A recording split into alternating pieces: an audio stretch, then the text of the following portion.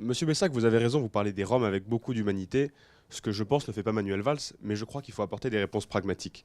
Et Monsieur Namias, si je puis me permettre, les Roms arrivent en France parce qu'ils sont partie intégrante de l'espace Schengen, et vous parlez justement qu'il faut... Pas encore, mais à Faut- partir du À partir du 1er janvier. Il faut trouver Absolument. des solutions à Vous avez l'échelle tout à fait européenne. raison.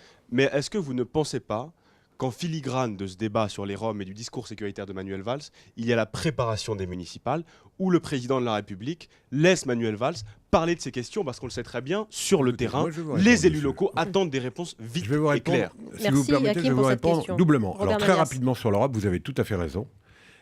Ça pose la question effectivement de la Roumanie et de la Bulgarie en Europe. Et il faut que la France, le président français et d'autres aient le courage de poser la question aux dirigeants roumains et aux dirigeants bulgares. Il y a de l'argent, 50 milliards, théoriquement pour financer la réinsertion des Roms dans leur pays. Et on se demande où sont passés ces milliards. Bon, ça, vous avez tout à fait raison.